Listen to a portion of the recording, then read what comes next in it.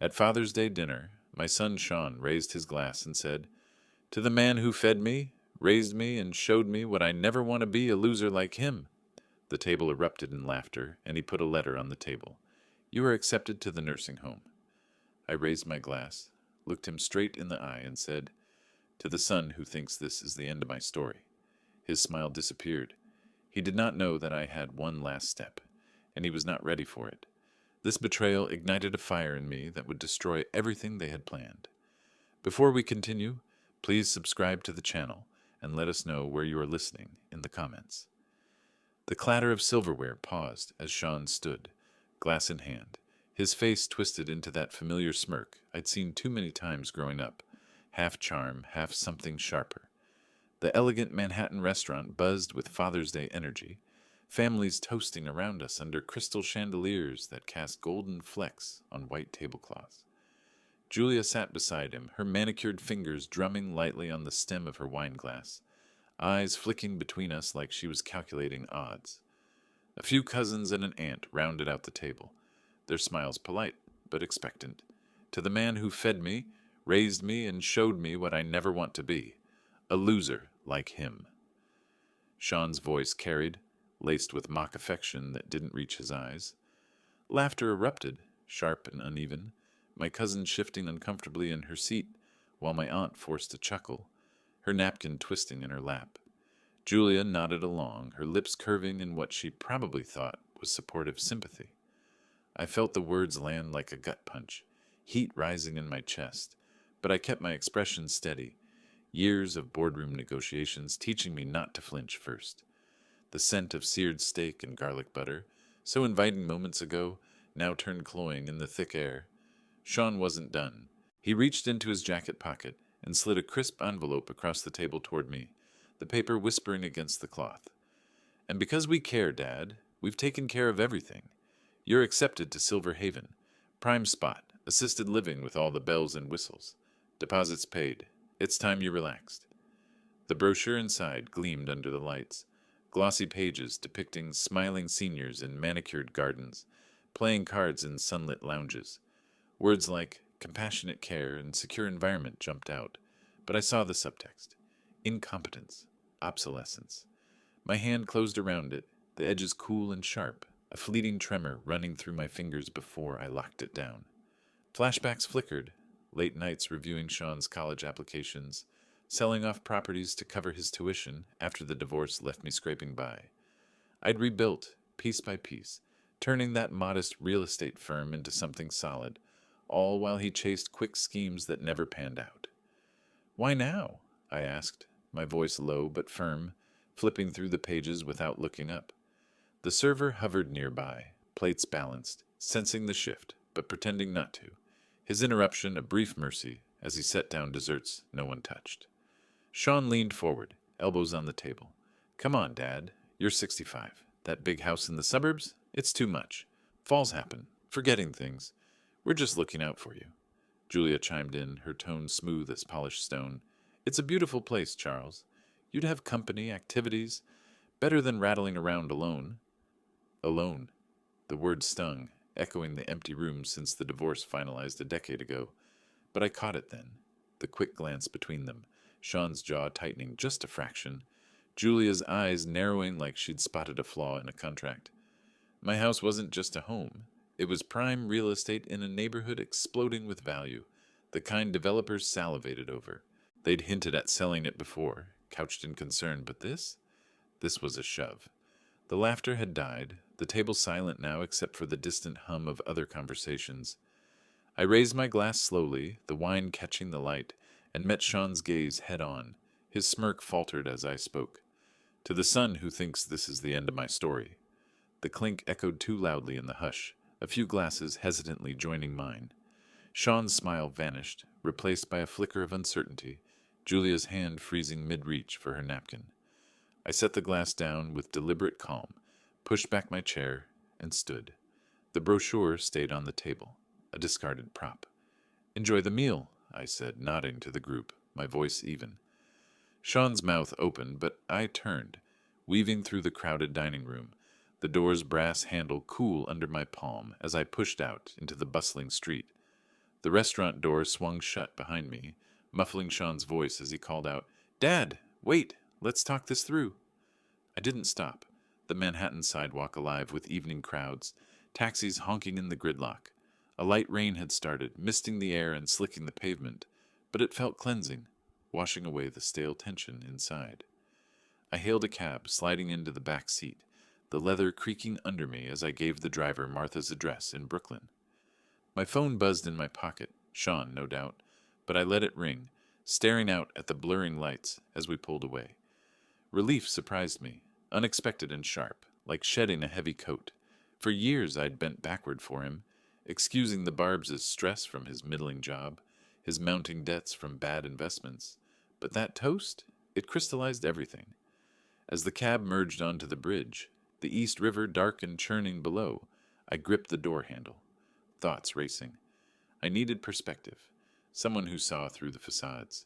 Martha had been that anchor since the divorce, her no-nonsense advice pulling me through when Julia's lawyers had tried to strip me bare.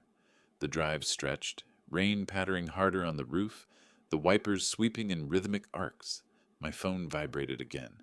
Twice more, voicemails piling up, but I silenced it, focusing on the glow of dashboard lights reflecting off wet streets.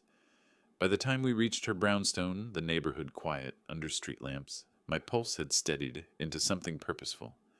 Martha opened the door before I knocked, her silver hair tied back, reading glasses perched on her nose like she'd been buried in files.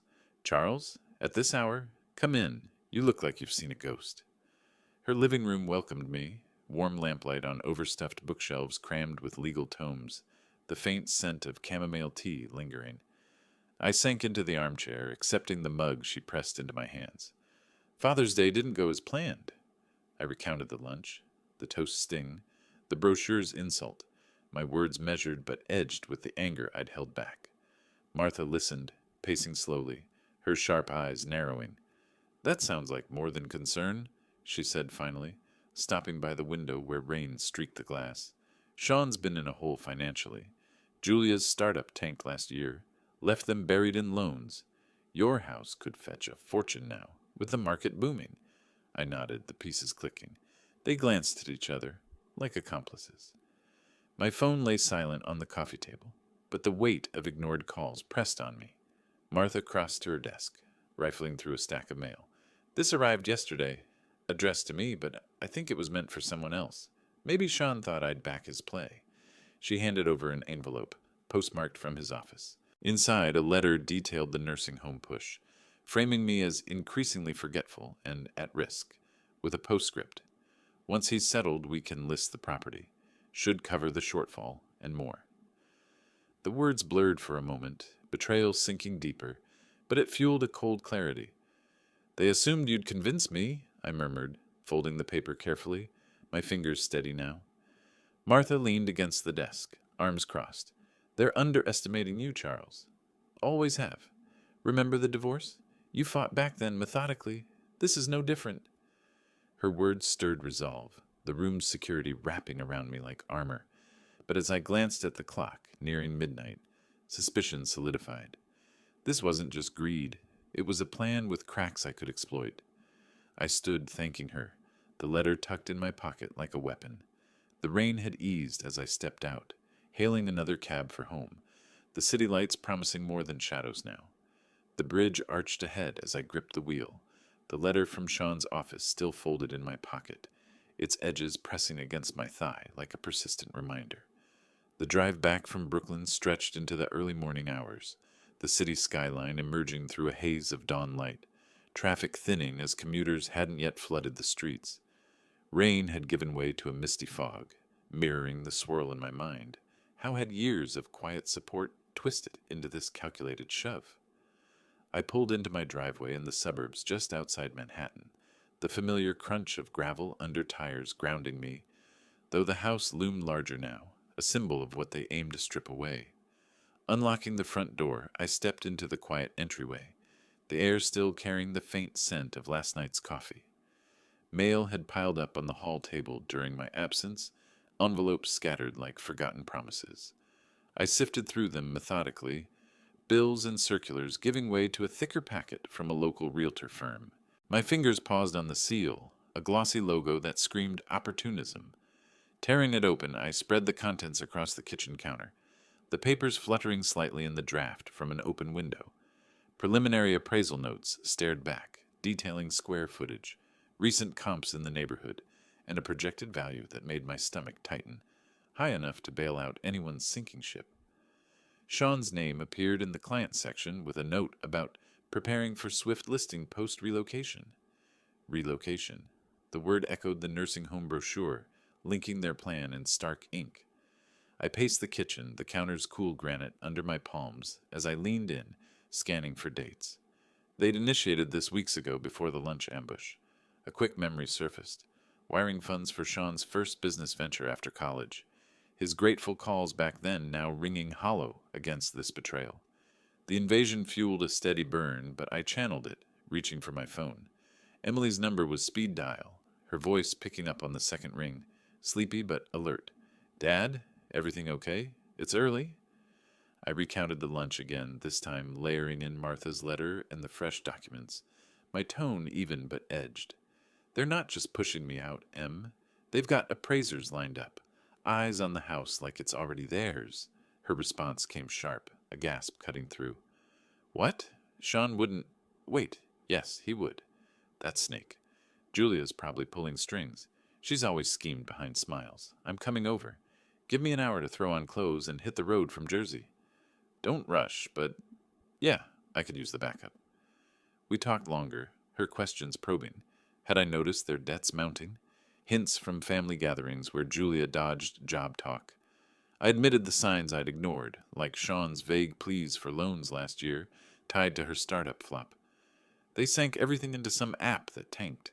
Millions in the hole from what I've pieced together. Emily's voice rose, indignant.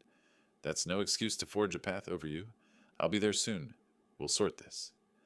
The call ended with her engine revving in the background, her outrage a balm to my isolation. I set the phone down, its screen lighting up with a missed notification. Another from Sean, ignored. The morning sun filtered through curtains, casting long shadows on the papers, and I gathered them into a folder, steps toward countering their move. As I waited, brewing fresh coffee, thoughts turned strategic. Legal angles, protections I'd overlooked. The doorbell rang sooner than expected, pulling me to the hall. A firm knock echoed through the hall, pulling me from my thoughts as I straightened the folder on the counter. I opened the door to Emily, her face flushed from the drive, hair windswept and eyes fierce. She stepped in without preamble, wrapping me in a quick hug that eased the knot in my chest momentarily. "Dad, show me everything.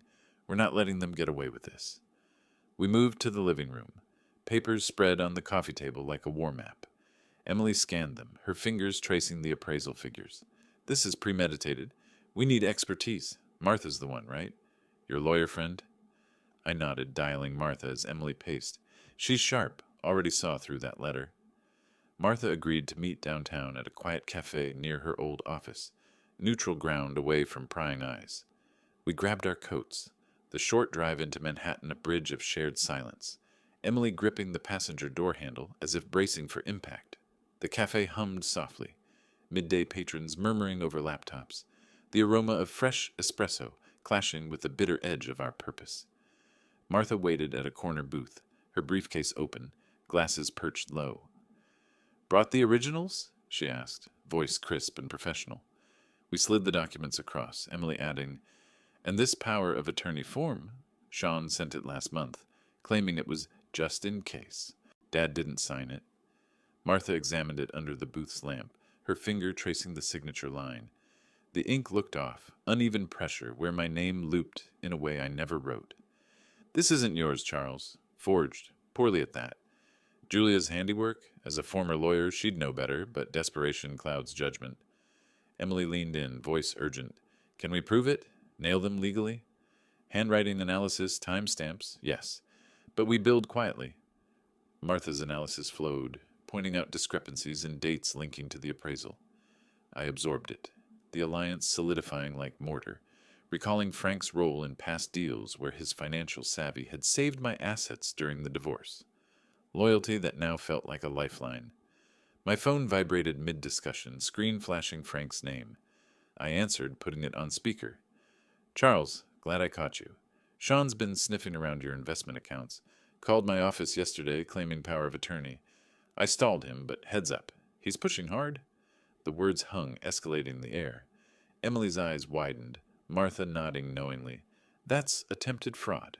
We trap them with this. Frank continued, tone grave. Watch your back. Julia's name popped up in the inquiry, too. Call if you need me to lock things down. Hanging up, the group huddled closer, ideas sparking, monitoring their moves, gathering more proof without alerting them.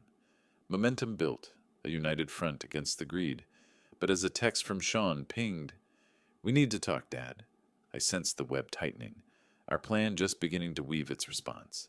With the cafe chatter fading behind us, I pulled out my phone to set the wheels in motion, the scattered notes from our huddle still fresh in my pocket, like blueprints for a long overdue reckoning. Emily squeezed my arm before heading back to Jersey, her parting words a quiet boost. "Stay sharp, Dad. We're with you." Martha had already texted legal pointers on discrete recordings emphasizing state laws that allowed one-party consent in private homes.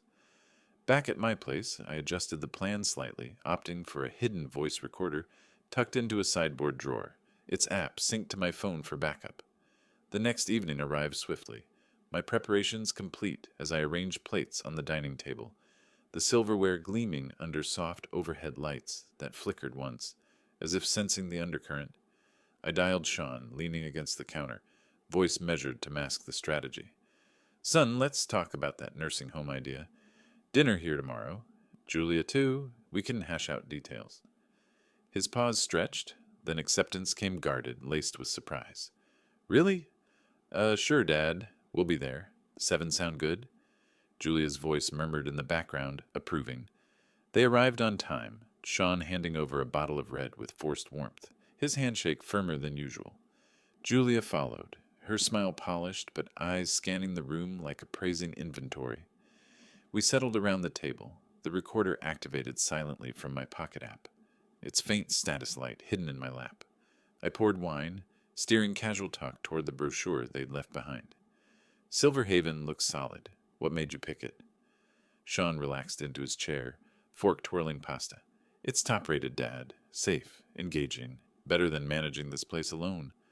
Julia nodded, adding smoothly, "And with the market hot, transitioning could free up resources for everyone." I probed gently, passing the breadbasket. "Resources? You mean the house sale?"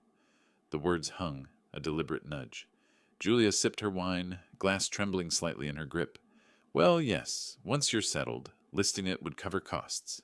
Maybe clear some obligations we've got hanging." Sean's foot nudged hers under the table, but she continued, voice dropping. "Our startup debts are crushing us. Loans from that app flop, the equity here, it'd wipe the slate clean, give us breathing room." The admission landed like a dropped pin, captured in digital clarity. I nodded neutrally, mind racing to past family dinners where laughter flowed freely, now soured by this veiled confession contrasting those memories. "Debt's that bad, huh?" Never mentioned the extent. Sean shifted, deflecting. "It's temporary. This is for your good, too. No more worries."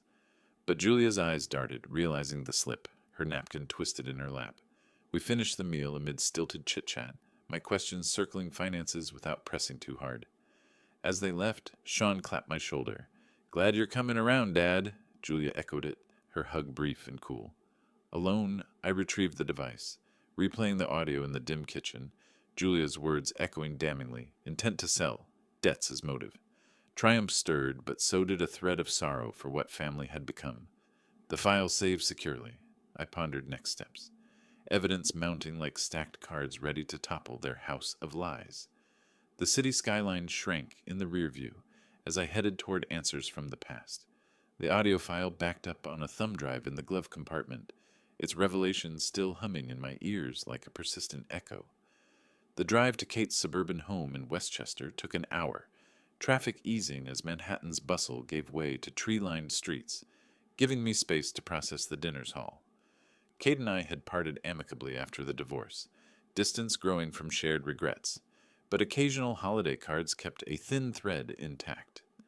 I pulled up to her modest colonial, porch light casting a welcoming glow that dimmed slightly in the evening mist.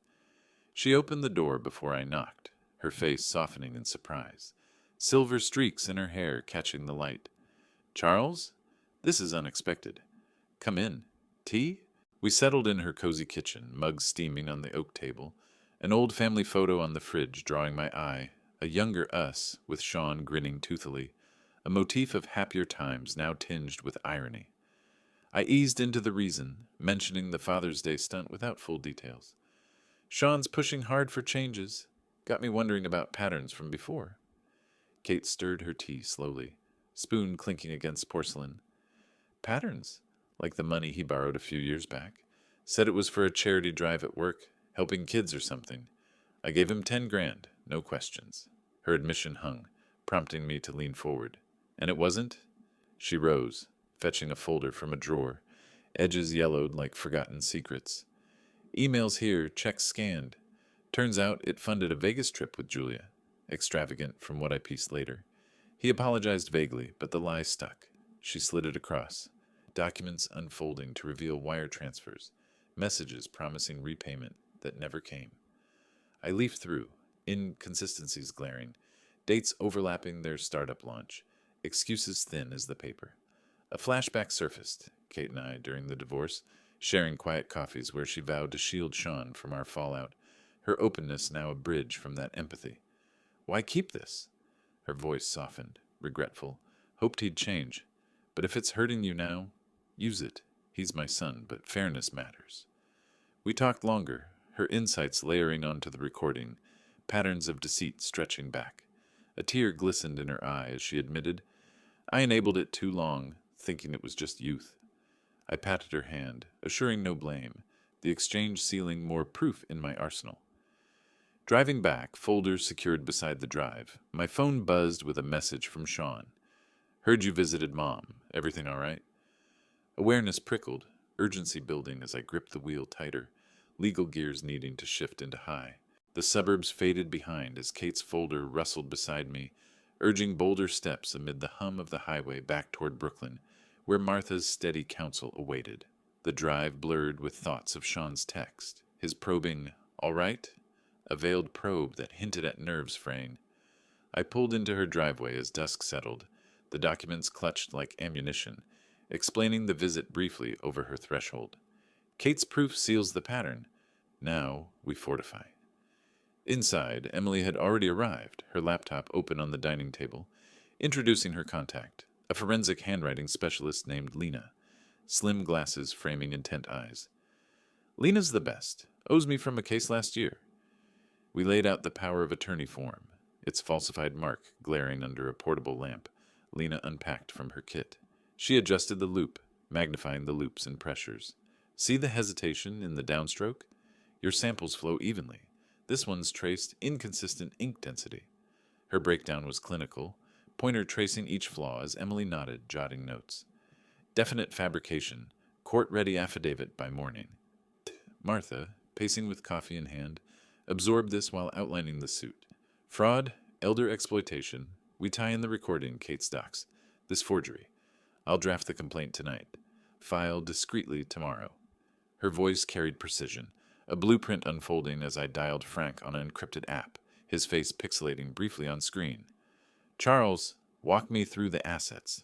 I detailed accounts, properties, the recall surfacing, post-divorce grind, late deals and empty lots that built my portfolio from scraps, now vulnerable treasures, to shield. Frank navigated transfers remotely, funds shifting to irrevocable trusts, keystrokes echoing my directives. "Locked down, offshore if push comes, but stateside access preserved. They'll hit walls." A day of orchestrated moves later, we paused for breath, Lena packing her tools as Emily squeezed my shoulder. "We're armored now," but urgency tugged. I headed home to grab essentials, the suburban streets quiet under streetlights. At the door, key and lock, it resisted. Turned again. Nothing. Heart quickening, I tried the back entrance. Same stubborn refusal. A neighbor's porch light flicked on, Mrs. Harlan peering out. "Charles, Sean's crew was here earlier. Locksmith, utility van. Said maintenance, but lights are off inside." Her whisper carried over the fence. Flashlight beam dancing on my face. Shock rippled, but resolve hardened. I dialed Martha mid-retreat, engine revving as I sped away. Sean's escalation a blatant shove that only sharpened our edge. The neighbor's words lingered as I settled into temporary quarters at a discreet hotel near Brooklyn, vigilance sharpening with each unchecked shadow in the lobby mirror. Utilities cut, locks swapped, a crude siege to force my hand, but I'd anticipated aggression. Phone silent for now, I reviewed transfers on my tablet, balances secure in New Havens, while texting Emily. Safe, accelerate filings. Morning brought a knock. Uniformed officers, badges glinting under hallway fluorescents. Mr. Torres, report filed. Your son claims you're missing, possibly disoriented. Their questions probed gently, notebooks poised. I met their gaze steadily. I'm fine, officers. Just a family misunderstanding. Relocated temporarily for peace. They noted it, departing with assurances of follow-up. The report's printout they left a stark artifact of Sean's desperation. Back in the room, I crafted a message to him. Aware of the report. Safe on my terms. Actions noted. Sent, the words a measured jab. Phone screen blinking confirmation before going dark again. Emily arrived soon after, folders under arm. Police tipped us. Sean's portraying you as unstable to justify control. Martha's incorporating it into the suit. Paints his motive clearer. We huddled over breakfast remnants, her rallying tone firm. This backfires on him. We're ready for court push. Martha conferenced in, voice crackling over speaker. Complaint refined. Emergency hearing request for injunction against further interference. Evidence chain unbreakable. Mid-discussion, Frank's call interrupted, his tone urgent. Dug deeper on those stocks. Julia's fingerprints all over. Forged transfer docs moved shares to her shell company last week. Alerts buried, but I traced the trail. The revelation struck like a jolt. Screen notifications cascading as he shared screenshots. Transfers dated post-lunch. Her name embedded in digital ledgers. Reflection hit. The stable life I'd carved. Boardrooms and late nights. Now pilfered in shadows that demanded reclamation. Emily's eyes flashed. That's theft outright. Adds charges. We mapped countermeasures. Martha adjusting filings on the fly. The room's quiet, broken only by keyboard taps, mirroring my building fury. As evening fell, stock proofs integrated. The hearing loomed closer, a courtroom stage set for unraveling their web. The courthouse doors loomed as we stepped inside, the weight of gathered proofs steadying my stride through bustling corridors, lined with echoing footsteps and murmured consultations. Emily flanked my left, her hand brushing my arm in silent solidarity, while Martha led with briefcase in tow, her heels clicking purposefully on marble floors. The courtroom awaited beyond heavy oak panels, air thick with polished wood scents, and the low hum of fluorescent lights overhead. We took our seats at the plaintiff's table, the binder of evidence, forged docs, recordings, stock trails, resting like a sentinel before me. The judge entered, robe swishing, gavel rapping order as proceedings commenced. Martha rose first, voice commanding yet precise.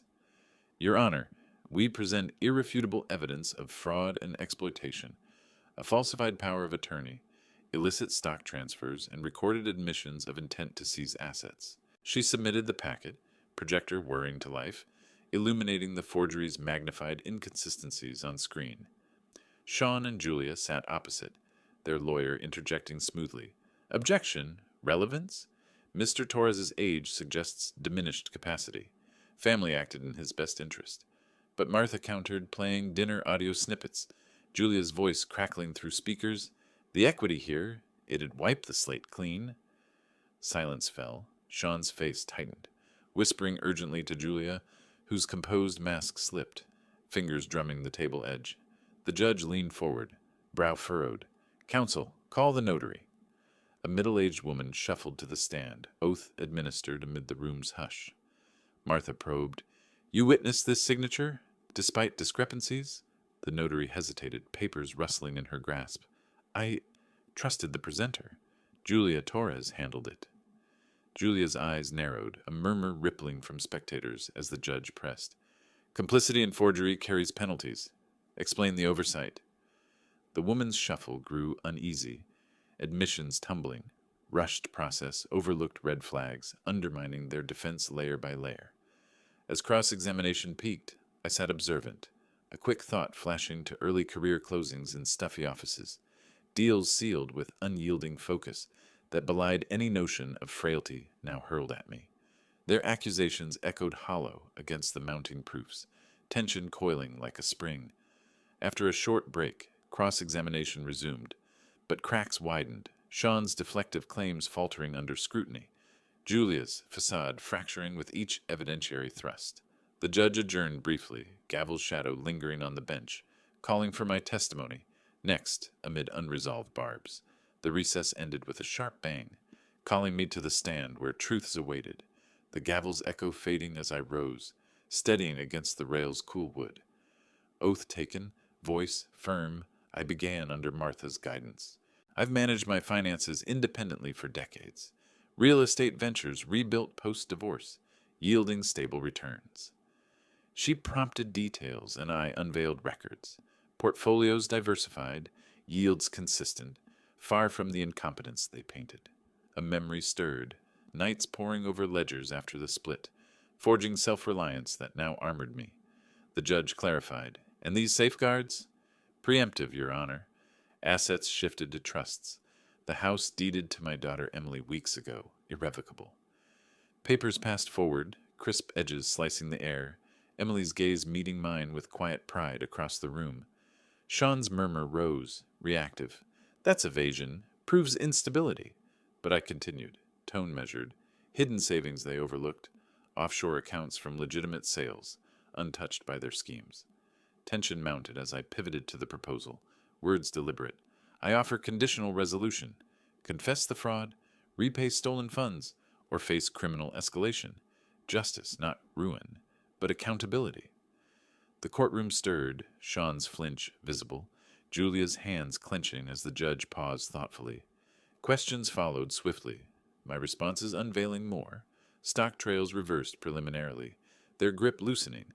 Internal surge built, empowerment cresting like a wave held back too long.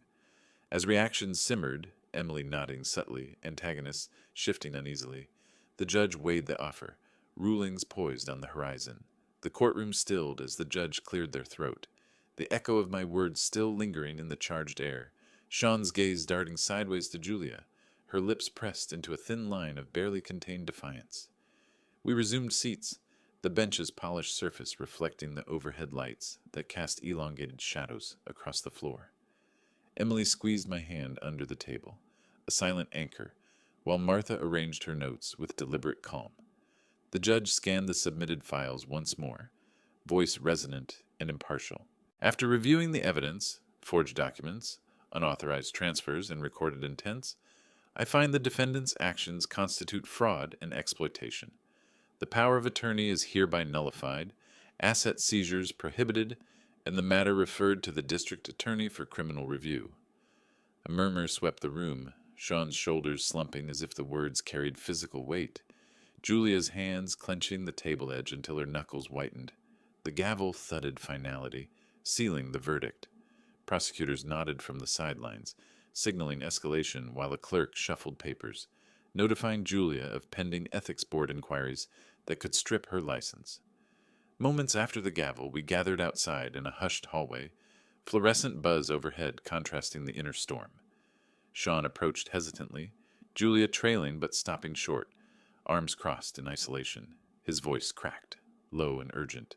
Dad, I messed up. The debts blinded me. Julia pushed, but it was my call. Please, no charges. I'll fix it. I met his eyes, the plea stirring a brief thought of past leniencies, overlooked loans, excused missteps in his youth, now hardened by the betrayal's cost. Confession noted, but terms stand. Repay every cent, counseling mandatory, and distance from influences that fueled this. Julia interjected curtly, voice edged with denial. This is absurd. I acted for family stability. No blame here. She turned sharply, heels echoing as she exited alone, door swinging shut behind her like a severed tie.